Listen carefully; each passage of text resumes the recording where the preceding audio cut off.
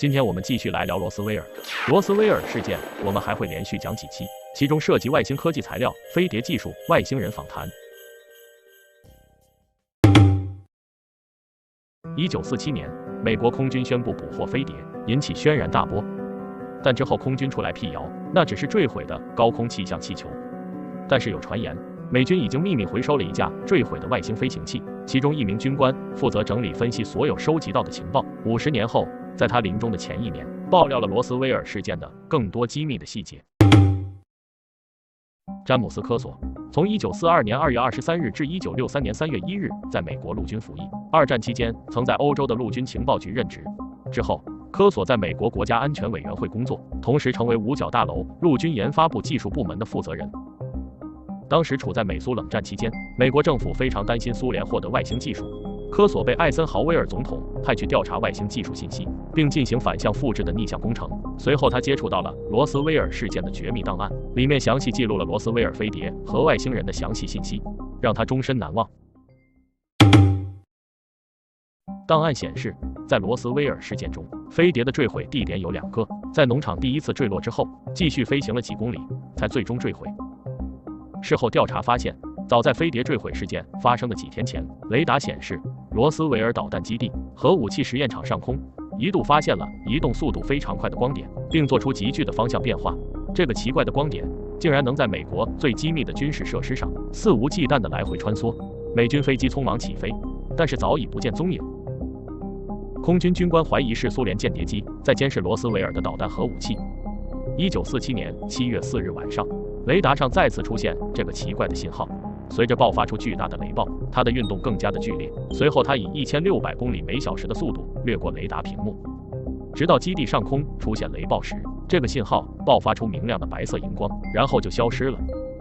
雷达员迅速汇报了情况，509空军大队快速部署人员到达坠毁地点，当地的警察和消防员随后也出动了，但他们只是被告知是一架被击落的飞机。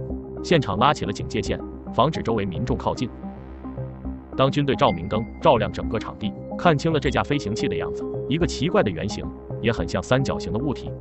这个物体看起来几乎毫发无损，除了裂开了一个洞，并没有受到太大的破坏，只有一些散落的碎片，以45度角斜插入地面。身穿金属制服的工作人员拿着金属探测器开始检查现场。士兵上前查看，发现在飞行器开口的附近有几个人形生物。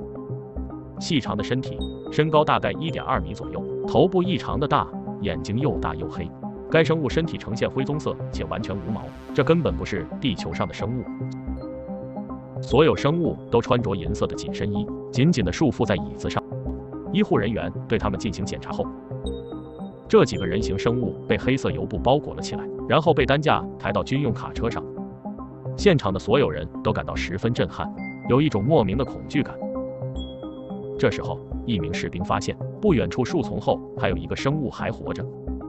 这个瘦小的生物颤抖着，身上没有明显的外伤，它颤抖着发出哭泣般的声音，但这个声音不是回响在空中，耳朵听不到任何声音，而是在现场人类的大脑中回响，让人感到了一种莫名的悲伤。最后，这个人形生物也被小心地抬上了担架，带到军用卡车上。在场的很多人都看得很清楚，这个生物的眼睛就像个木偶，没有一点生机，眼睛比牛眼还要大，身高只有1米左右，头部却大得像个气球，根本不是人类。他的眼睛又大又黑，2个眼球之间分开的距离很大，他的鼻子和嘴巴却特别的小，几乎就像一条裂缝，他的耳朵就像2个窟窿，全身灰褐色的，而且没有毛发。这时天也渐渐地亮了起来，军队长官走到消防车和警车面前，说现场已经由军方全面接管，让他们离开现场。以防万一，军队加速管控坠毁现场，也准备撤离。